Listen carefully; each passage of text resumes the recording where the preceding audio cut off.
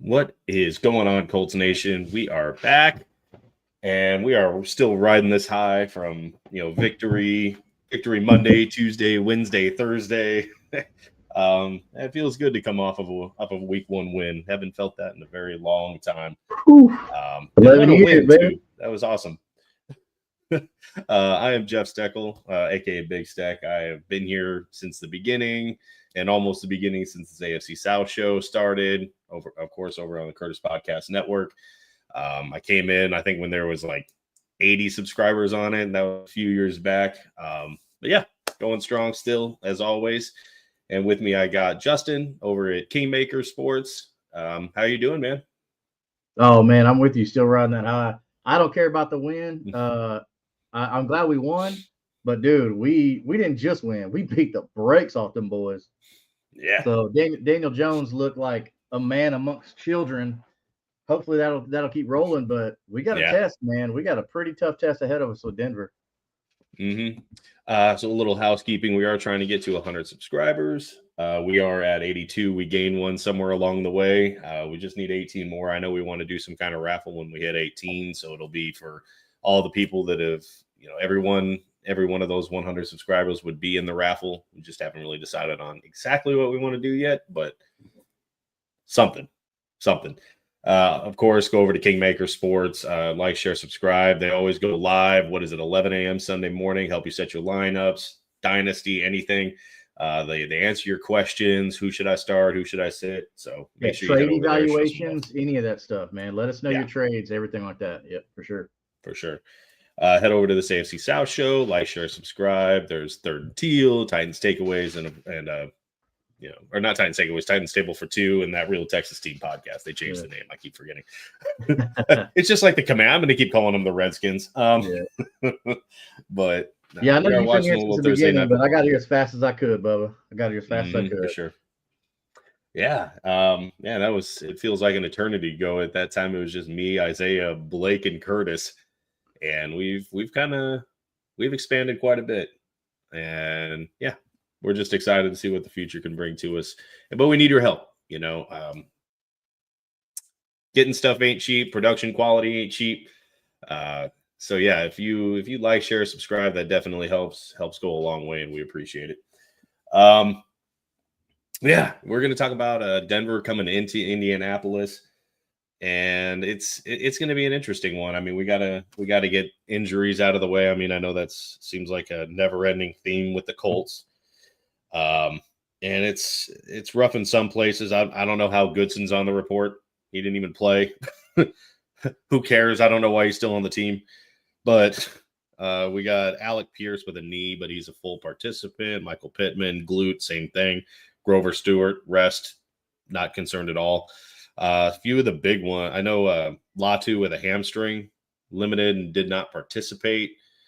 And the big ones here, which Charvarius Ward apparently came down with some concussion symptoms on Monday, which is, of course, after we did our reaction on Sunday. So we didn't know. We're not fortune tellers. and Jalen Jones. So, and neither of them have participated. It's looking more and more like Charvarius Ward might not play because he still has to clear concussion protocol. He's got Friday to do it and Saturday. So that's looking a little sketch. Jalen Jones, hamstring injuries can be tricky. I mean, it looks like there's a real possibility that Xavier Howard is our number one corner going into Denver. So that's concerning. And that's, I think, a good segue into the actual matchup with Denver. Man, if I'm Lou Anarumo, I don't know how many of you guys, I mean, it was a long time ago, remember the Titans, where that defensive coach was screaming at his team, I don't want them to gain another yard all night. And he screamed at him.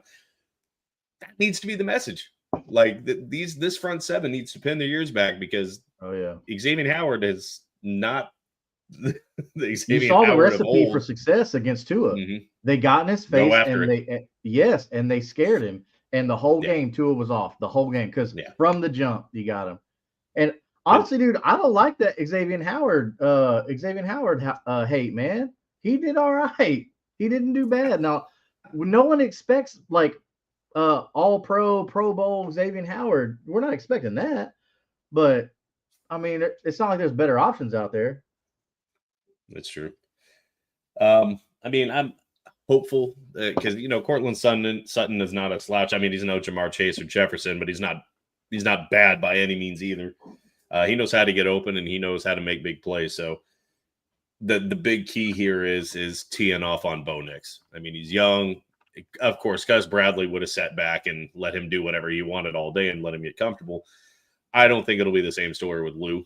I do feel like he will have this defense pinning its ears back, especially knowing that two of our top three corners are out. I don't see him just be like, yeah, let's sit back and let our secondary do. I don't see that. I do feel like they're going to get after Bo Nix early, often throughout the game. They need to. I mean, and with how good of a defense Denver has, they've got to get that offense off the field quick. Because as soon as you let Bo Nix get in that rhythm, and it could turn into a really rough game fast. But this will be a real test for Lou. I firmly believe that. What he'll do if he's missing these two guys. How they're gonna deal with that.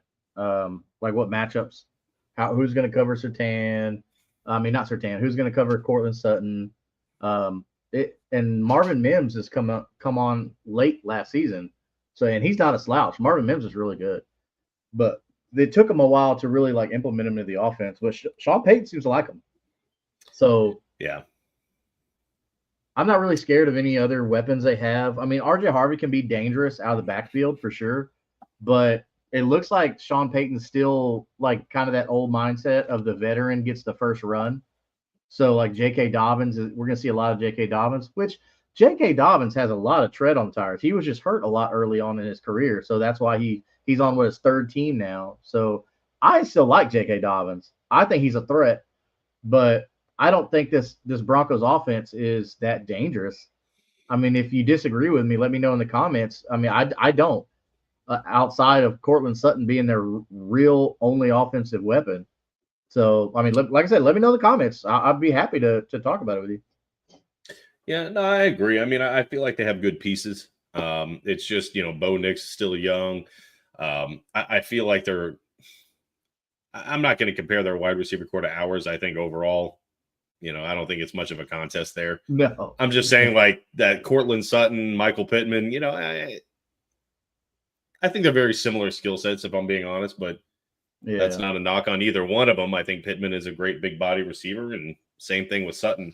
Did I just get me an Ertz touchdown? I'm sorry, I'm watching the game live. Like Pittman's going to be shut down by Patrick Surtain all night. I did get an Ertz touchdown. The thing is think about the depth that we have. I mean, you still have Josh Downs, Adonai Mitchell, Alec Pierce. I mean, Ashton Doolin's not a slouch either. He's not like a big time guy, but he's not a slouch either. And then Tyler Warren. And then you've always got the threat of Jonathan Taylor out of the backfield. So what if Michael Pittman's locked up all night? I don't care. If Michael Pittman don't get a single target all night because he's locked up, fine. Let Patrick Surtain shadow him, and then we'll let everybody else, all of our great pass catchers that we have, do all the damage. Yeah. Like I'm fine with that.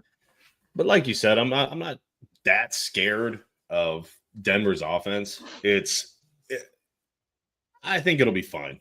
Honestly, I mean, if this is a game that Ward is going to miss and have Jalen Jones out as well, like, it'll be a challenge, but I don't think it's that big of a deal. Like, they don't have a whole lot of weapons that I'm like, So I'm agreeing with you on that one.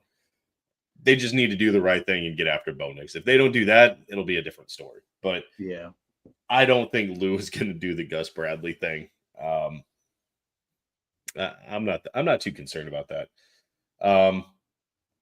We can shift over. But first of all, I got to get this out of the way. It's we're talking about the Redskins game. I'm going to call them the Redskins. I don't care. I wonder how they're feeling about the Matt Gay experience right now. I said in the text, I'm like, there are three things that are certain in life. There are three things that are certain in life: death, taxes, and Matt Gay missing 50 plus.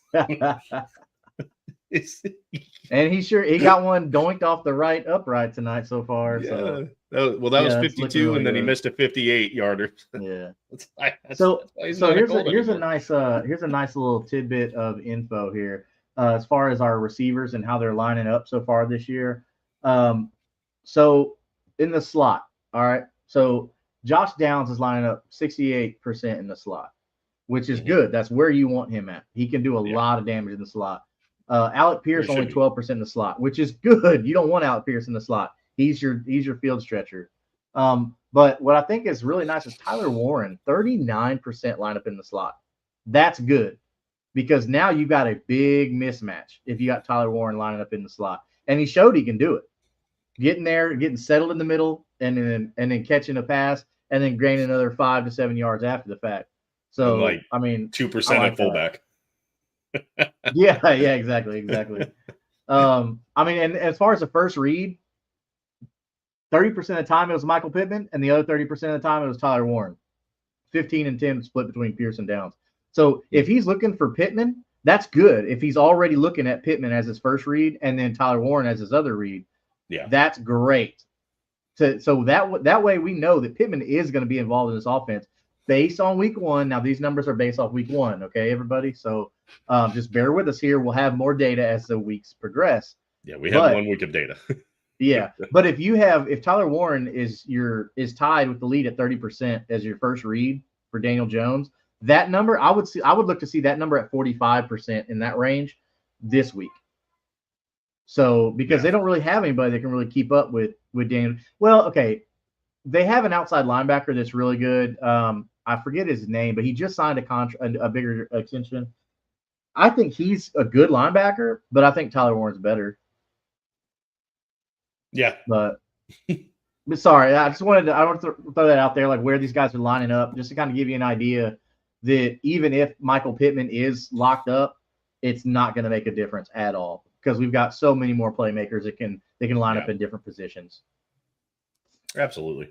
But this first of all, there was a video because we're going to flip over to the offense. There was a video of. And the caption was like, this is exactly why that Daniel Jones is the starting quarterback and not Anthony Richardson. It was a play in practice. They were just running out to the left and throwing to a guy that's just standing there on the sideline. That's what they were doing. That was the rep. And Daniel Jones nailed it on the run right to him. It was like a 3-yard pass or some shit. Anthony Richardson sailed that son of a bitch. Like doing the same exact thing. Like that. This is what we're talking about. Like these simple little things where a guy's just sitting and he sails it. Like he even hits his helmet. He wasn't tapping out, don't worry. But he got frustrated, and it's like, yeah, you just sailed the fucking. This is why you're his backup. This is why you didn't win the starting job. It's like you can't even hit this with no one coming after you. It's oh geez, Louise, he just threw it in the dirt for a fumble. Yeah, I mean, look after week 1. And from what we can only go off what we saw from the preseason and what we saw from last season from Anthony Richardson. Daniel Jones definitely deserves this job. He should be the starter going forward unless something crazy happens. I'm not even saying like, oh, he throws 2 picks in a game, pull him. I'm not saying that. But it's gonna happen. It's gonna happen. It's gonna happen at some point. Like if he's gonna try and force the ball to Pittman while Patrick Surtain, who one of the best cornerbacks in the league, is covering him, like that might happen. It's gonna happen. Let's be a smart coordinator. Breaks here. A little on the Peyton Manning talk. Like let's. Oh my God, that should not even be a thing. I don't know why people are doing that, bro.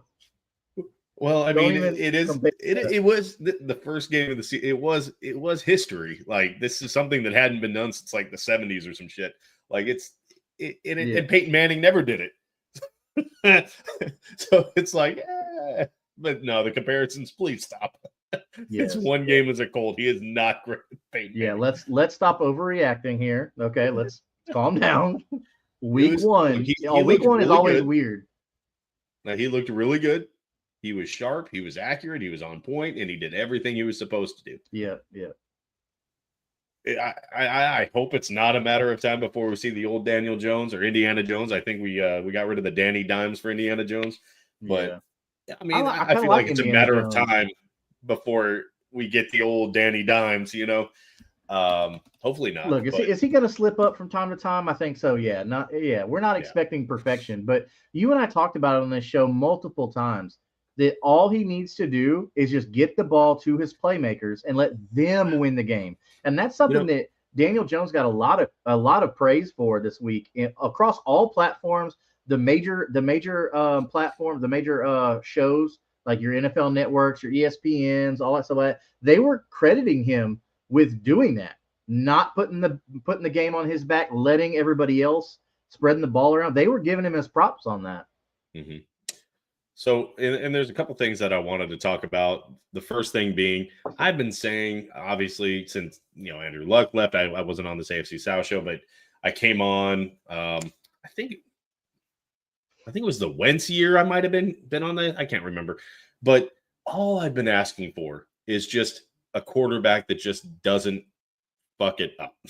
That's the only thing I've been asking for. Like, I just want a quarterback that's just sitting in that like top 20.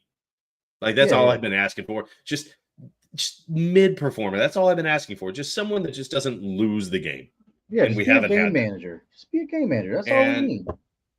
And what irritates me is that the talking heads, like, just after this game, said exactly what I've been saying for the last like 4 years. It's so frustrating. Like, I've been saying this. Like, if we just had a quarterback that just didn't Matt Ryan it, we would have been fine that year. Well, it took him long enough to listen to you. So bad. And then the other thing I want to talk about was, we have a game preview picks of all the people that whatever. We're not going to show that graphic right now because we haven't gotten in predictions yet. But for the Dolphins game, it looked exactly like it does with Denver. Everybody was picking the Dolphins. The Dolphins are going to win. The Colts aren't going to win. They have Daniel Jones. He sucks. And everybody picked the Dolphins. The Colts won. I think Rich Eisen was like the only person that picked the Colts. I think he's the only one out of everybody that I looked at. And they absolutely dog walked the Dolphins. And people were like, the Dolphins are a bad team. Then why didn't you pick the Colts? It's still the NFL. At the end of the day, it's still the NFL. These are the best football players in the world. What? But I tell you what, you're right. The Dolphins are not a good team. But still, it's the NFL. Any team can beat any team on any given day. We saw it last year when the Giants beat the Colts. When the Giants literally earned more from losing. Just not they would have gained more from losing that game, and they screwed it up. So, like, any team can beat any team in the NFL any given Sunday. That's literally why they have that phrase. But it's like my point is, it's to your point, it's the NFL. No game is easy. No game is guaranteed. And so when you start saying, like, that the Colts, it was almost a clean sweep of the people that predicted the Dolphins to win. And now you're saying, well, the Dolphins aren't a good team. Then you should have picked the Colts. Like, what do you even show? Stop trying to diminish us beating the shit out of the Dolphins. Yeah, you're the one. You yourself predicted the Dolphins. Exactly. Like, fuck out of here. Yeah, we did it. We handled business. Yeah, don't try and crawfish just because, like, oh, your pick wasn't right. Yeah. So and yes, we're gonna talk crap. y'all picked us to lose badly, and we won greatly. So yeah. So over to the offensive side of the ball. Like you said, Surtain is probably going to be on Pittman, and he might be locked up the whole game. Fantasy wise, I'm probably steering clear. And they do have a much better defense than Miami, so I don't think it'll be 7-8 perfect possessions for the Indianapolis Colts. I don't think we're going to score every single drive we want to. I don't think that's what's going to happen. Sean Payton, I think this is going to be a real test of coaching. The better coach Sunday is going to win this game. We know who the better coach is. Well, that's the issue that I'm having. Like, this is a chance for Shane Steichen to prove that he can run with the big dogs in coaching. And he's got all the weapons. I mean, what's holding to this point? He hasn't been able to, but now's his chance to prove it. Like, because Sean Payton, he's going to try and take away Jonathan Taylor. Ooh, we got another tutty. Kraft. Underrated tight end. He's going to try to take away Jonathan Taylor. He's going to stack that box. He's going to make Daniel Jones beat him. Yeah. So this is going to be on Shane Steichen. He's got to find a way to get the ball in the hands of his playmaker. That offensive line has to do exactly what it did against Miami.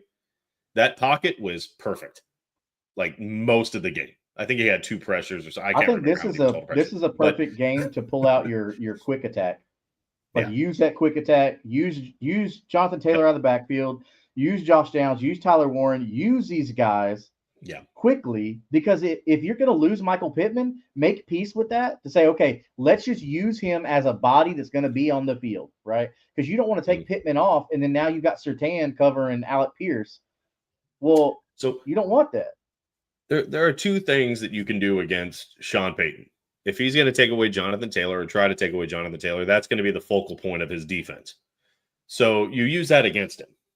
And you do the quick hitters. You do little screens. You do whatever to Warren, to Downs, to whatever. You do those quick hits, because if they're going to be crashing down on Taylor, you get the ball out fast. Yeah. If they start to back up, of course, that's when you feed Taylor. I also like the concept of having that rookie running back. I like that idea, because you can pound the rock for 2, 3, 4 yards for second down, get it to that 3rd and 3, 3rd and whatever, and then you put your new rookie running back in there, and they're like, oh, they're going to pass it. Nah, hand that sumbitch right off to them. Yep. They backed up thinking you're going to pass. Like, you can use this creativity that you've got and Jonathan Taylor to kind of start baiting that, like, oh, they're putting this back in, now they're going to pass.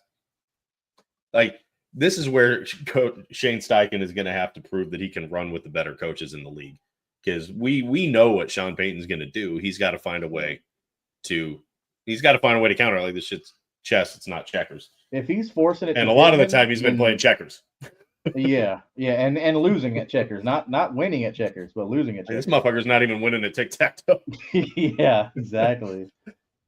I mean, they've got as far as like their defense is ranked number 1 this week as far as for fantasy. But if you're looking at for the matchup, it's kind of middling. It's not crazy bad, but this is a beatable defense. They're a good defense, but with our weapons, just because of the depth, that's the only reason I'm saying that. I'm like, on paper, we should be able to do it. Yeah. But I'm going to stand firm, and I'm going to say right now, if we beat Denver's defense, it's going to be because we use our short game and let them make plays after they got the ball in their hands. Mm-hmm. Because I don't think you're going to be able to use Michael Pittman this week. Yeah. And I'm trying to figure out. Okay, yeah. I'm sorry. I was looking back at what our predictions were. So we both had a win against Denver. Yeah. I mean, they're calling the point spread on this 43.5 across most betting sites. So, I mean, it should be a decent scoring game. I might go over on that, to be honest with you. You gonna take the over on that? Yeah. Okay. I don't know if we're ready to. I mean, we're 24 minutes in, so I don't know if we're doing predictions already. But that's fine. I just wanted to do that to say that, like, we're going to be able to score. Vegas thinks we're going to be able to score. Is all I was saying. Yeah. And I do think Denver will be able to as well, just because of our issues in our secondary. Yeah. I do think there will be some of their players running around open. It's just going to be a matter of, if they can put Bo Nix on his ass, they're not going to be able to put up points. So that's going to be the key here. This game is probably going to be won with Lou Anarumo's defense, and if Shane Steichen can just stay there with Sean Payton, like, yeah, it'll be interesting. I don't know. Like, I do think overall the Colts have the better roster, at least on paper. The Ward probably not playing it hurts. But do you think if he gets cleared tomorrow that they should play him, or just sit him for a week? I mean, if he can clear concussion protocol, then yeah, go. For them not to pull him in the game, I feel like this has got to be minor. Now, I'm not a doctor or anything like that. But if they didn't pull him during the game, then that means his symptoms weren't severe enough at the time. So I probably feel like this is something that they started noticing signs, like maybe saying weird words or sensitive to light, whatever the symptoms are that he had for concussion. They probably just did it as a precaution. You hope. I mean, I sure, there's a reason we went out and got Ward. Like he's a great corner. We need him as much as humanly possible. So him not being there will hurt. But I think, I mean, Lou Anarumo, at least in week 1, proved he's so much better as a defensive coordinator than Bradley. So I think he'll have the right scheme if Ward can't go. So are we giving Lou Anarumo our trust? Like our full trust? I'm giving him some trust. Yeah, Okay, I really liked what he did. There was a lot of creative defenses, a lot of creative looks, like that pick by Latu. Like no one thought he'd be in coverage. The quarterback didn't even like acknowledge that he would. Like no one thought that Latu would be dropping back, and boom, he's coming down with an interception. Right. So it's just that creative stuff that Bradley would never have done. No, it's just I like this defense a lot better from what I've seen. Hopefully, he keeps that rolling, week in and week out.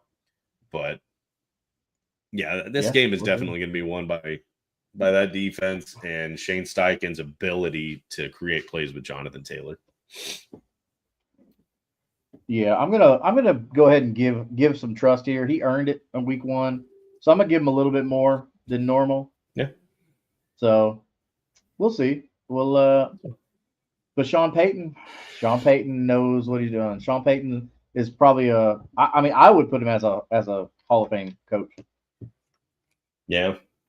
I mean, he did have the benefit of having Drew Brees for a while, but he did. But it seems like he's always had the Colts number, and why you got to go? Yeah, that Super Bowl was heartbreaking. Why you got to hit all the Colts fans right in the heart? That Super Bowl was heartbreaking, and I've been saying, "Fuck Hank Baskett." You had it. You had the ball. You let it go. You're the reason that they lost Super Bowl in 2009. Yeah. Why did Hank Baskett ever get schemed into any plays to get? Why were you ever on the field? Come on, man. That's so heartbreaking. Here. What do you do? And they kicked it right to him, knowing this guy, a freaking reality star on some bullshit show. Why is he on the field at all? Wasn't he like with a Kardashian or something? Or what was he? I don't remember. He was on. I do remember him being on a TV show, but he was on something. Like one of those dumbass like Jersey Shores or something. I don't remember what it was. Well, he wasn't on the team after that, so immediately gone. Yeah, it's like don't even go to the locker room, just go home. We'll send somebody. That was that whole thing with like, see, that's like, and it's gonna break hearts again. Vanderjagt, like he was one of the most accurate kickers in the year that league. He shanked that one kick in the playoffs. Never seen again. Nope.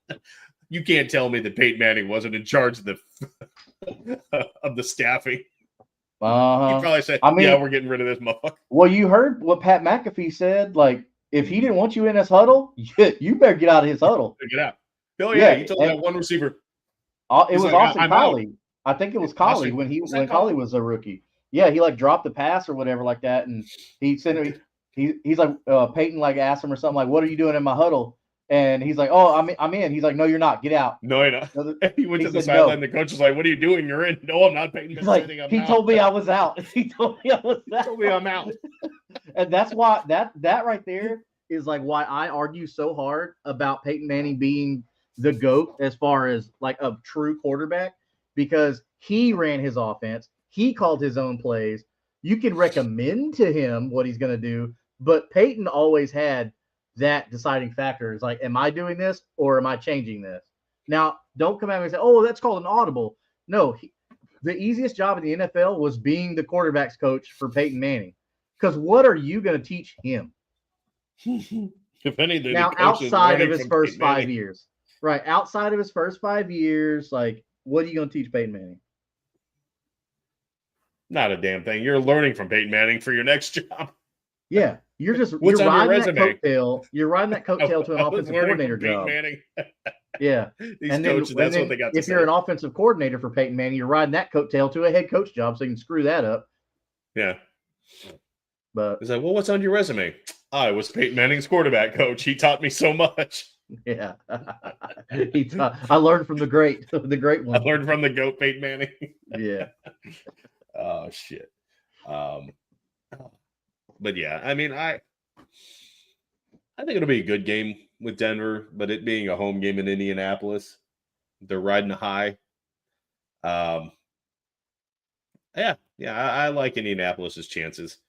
And it means a lot because you got to think after the whole Peyton Manning stuff, now like Denver is one of those teams that we want to beat them because they took Peyton from us. But then again, look, we released him.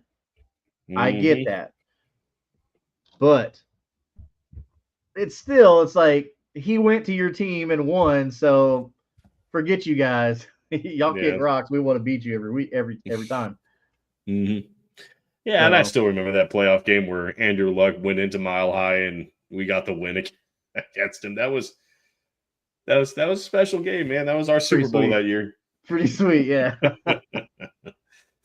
Oh man, and I still remember the games. Like I think it was the first year we went to Denver. Like Robert Mathis getting a strip sack on Peyton Manning. I was like, full circle. Something he never was able to do before.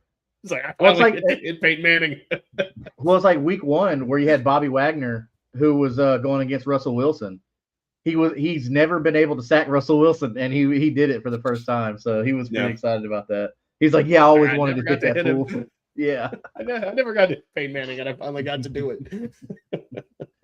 Yeah, that's got to be a good feeling. No, I'm excited, dude, and I think everybody out there should be excited for Indianapolis gonna beat Denver. So I think it's gonna be a really good game. Yeah, why not? I do think we can get into the predictions.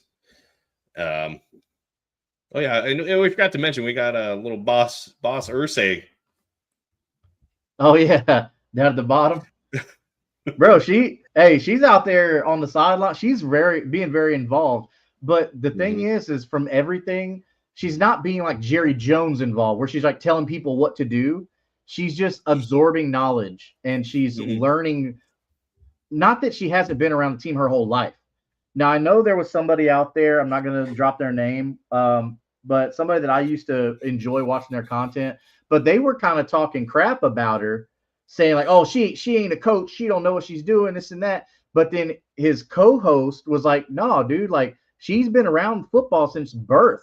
She's been around football longer than any coach, any of that stuff. Like she's been around the NFL since birth. Yeah. Not just like she was a coach's kid or something. Like she's been around NFL since birth and involved the whole time, not just up in the skybox drinking champagne, watching watching daddy's team down there. Like, so hard to forget. I was talking about that. Like, so much so, there's something here. I got this here from Cam Bynum. This is from Colts Report on Instagram. He quoted, like, she's in the defensive meetings with a notebook, writing down installs and asking me about coverages.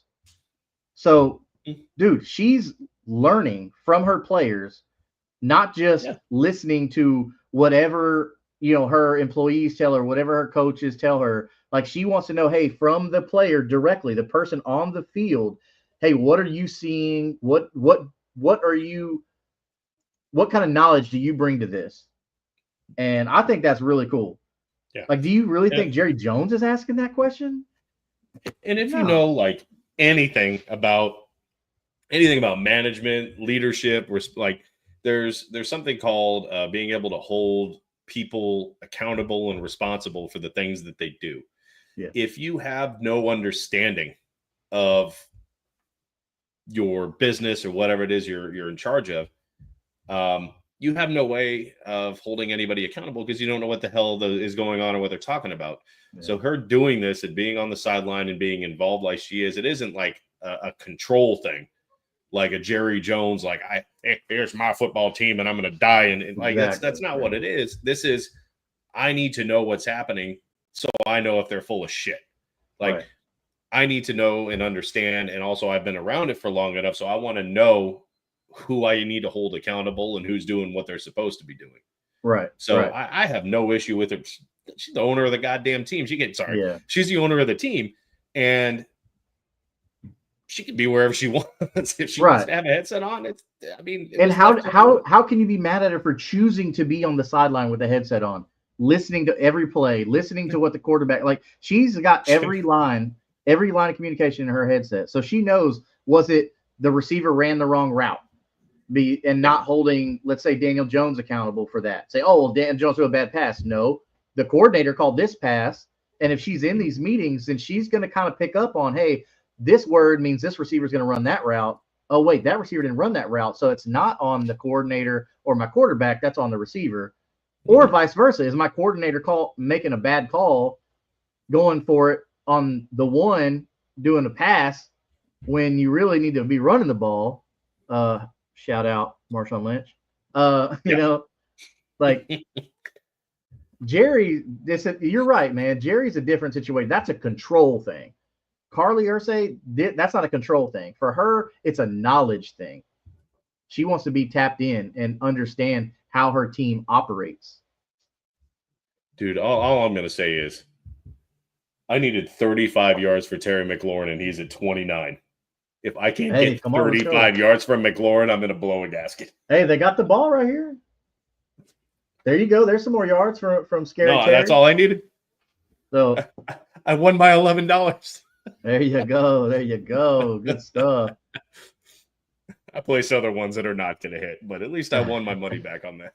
Yeah, if y'all out there playing DraftKings or Prize Picks or whatever like that, Picks. let us know down in the comments, man. What's your favorite platform? Yeah, I use Prize Picks just because we're in Houston and there's not a whole lot of options to us. Like we can't, bet on games and bet on whatever. That's because this is technically a game of skill, the fantasy football aspect. So that's how you can get away with Prize Picks. It is skill. What you mean technically? It is skill. We don't put all this time in. No. Think about it. You don't put all this time in watching film, reading scouting reports, checking injury reports, matchups, checking the weather. You don't waste all this time doing all that stuff for luck, dude. If I know that it's going to be storming, if I know it's going to be storming and raining, why would I play a wide receiver if it's going to be raining? I know the ball is slick, the field is slick. They're going to run the ball. Okay. So I'm going to know, hey, I'm going to put more in the running back. Then the same thing can be said for betting on teams. Because you're doing the same work to evaluate what team you think is going to win. So then why is sports, like fantasy sports betting, legal on individual player, but not on the games? Because we don't gamble. We don't have gambling in Texas. That's why. But this is gambling. I mean, if you look at it that way, but gambling is, I mean, I don't even think poker is a matter of luck. If you know what you're doing, people who count cards, they don't need luck. They know what they're doing. Not saying that everybody can count cards. I mean, it's fair. You're wagering money to win or lose that money. That's fair. Look, I'll give you that. That's fair. But I mean, don't insult the fantasy people out there. Like we put some time and effort into this. Sometimes you get lucky. Sometimes you do get lucky. So I'll give you that one. But, and I will say to all the people with Jaden Reed, you did not get lucky. A lot of people subbed him in this week, and Austin Eckler went down. Well, there's a shock. You just got done saying that they should have kept Robinson. I did, yeah. Before we were because you think Robinson is free, he's on a rookie deal. Eckler's the one got the money. That's the guy you need to send out of town. Oh, he can't even put any weight on it. Oh man. Oh, he's got the right leg swinging. Uh-huh. All right. He must have skipped leg day. We were talking about picks though, like prize picks and all that stuff like that. How about our picks? Looking at, dude, not a lot of people are picking the Colts to win again this week. No. So I'm gonna. You good if I put the graphic up here? Yeah. Are we there yet? Okay. So here's a graphic from NFL Network. So they're hating again. Yeah. So they got. So everybody here has got it as a close game, which I do too. I agree. I think it's going to be a very close game. But the only people that have us winning is Wolf and Gordon. Like all the other people out here just hating. Straight up hating. Disrespect. Straight hating. Come on, chat. Y'all got to help us out. Y'all got to let them know. Y'all gotta let them know that hey, the Colts are here, so we're gonna see. But I don't know. It looks like they all kind of have it around the kind of point total and stuff like that, around that 40 it looked like they were 45 going under range. Yeah, was it at yeah. stage? Look, oh, how you do it? Yeah, so that's what, so we're at 35, 44. What was the over under? 44.5 to 43.5. The majority of betting sites under, over. Most of them look under. Yeah. So, which I think the under is going to be probably a better bet because I think both defenses are going to do pretty well. Yeah. I don't know, man. I'd like to see a little more excited. Ooh, gosh, dang. Clocked his own head on the guy's knee. Ooh, sorry. Yeah. Still watching I don't know why I'm still watching. This game's pretty much over. But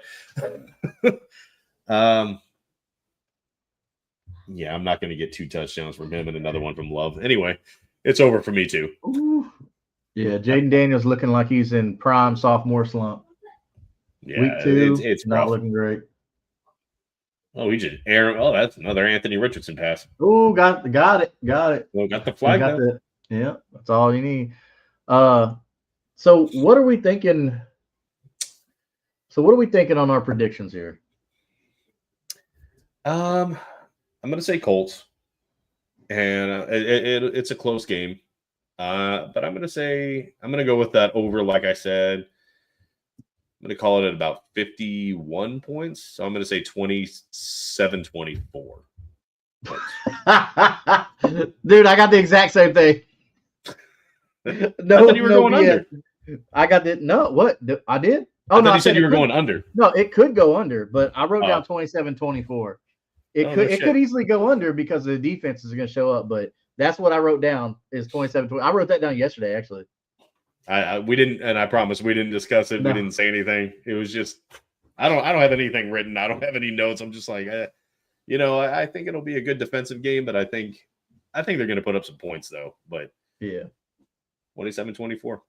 I mean, because you got to think if their best defensive player Surtain is going to be locking up Pittman Jr., then you've got so many other weapons that our offense can go to. And I think that's what the key is. I think they see that from week 1 is, hey, look how well we did when we distributed the ball. So keep it going. Tyler Warren showed week 1. That man is here to play in the NFL. I'm going to make that prediction. Tyler Warren's going to get his first rookie touchdown, as is our rookie running back. I'm going to make that bold prediction. Oh, look at that. Our Brooks are going to get in the end zone. Hot take. I like that. I mean, you got one? Do we got prediction? Like a defensive pick six? Defensive pick six. I'm going to go, you know what? Because you keep giving Xavier Howard such insults here, I'm going to say Xavier Howard's going to get a pick. Maybe not a pick six, but I think he's going to get picked. That'd be nice. Jeez. This Redskin offense looks awful. Yeah, this is not the same team, unless they're just off to a slow start, but this isn't the same team we saw last year. Dude. Now, to be fair, the Green Bay offense is really good. So that for them to put up numbers is good. They got Micah Parsons now on defense. So just Parsons alone, you said it yourself, every team in the NFL gets better with Micah Parsons on there. Yeah. I don't care who you got, Micah Parsons makes your defense better.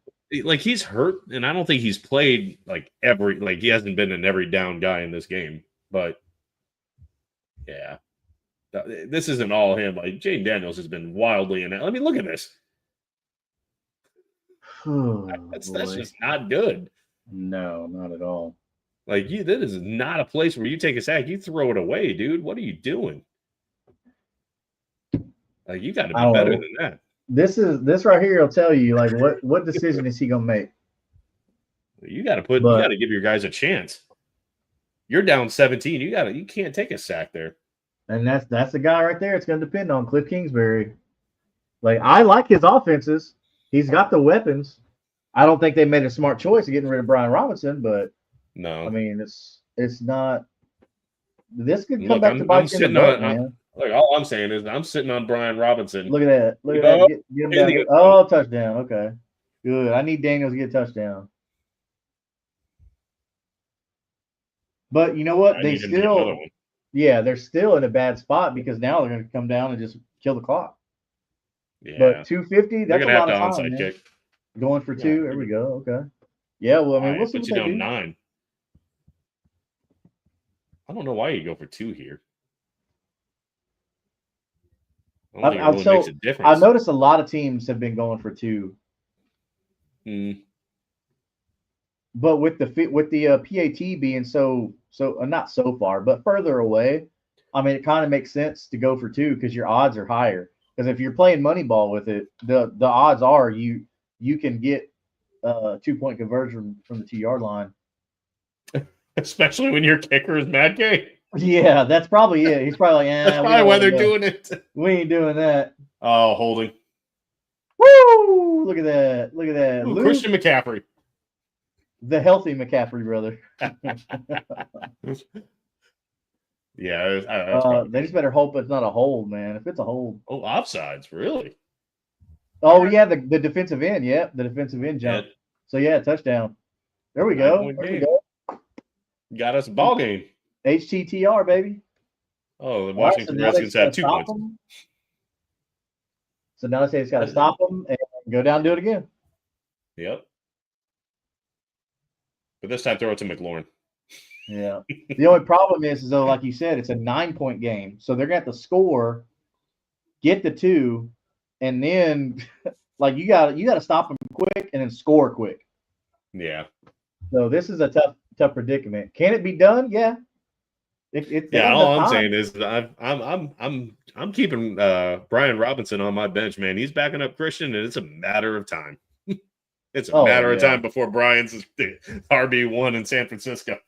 Yeah. Yeah, they're probably wishing right now, like, damn, man, I wish we had Brian Robinson back.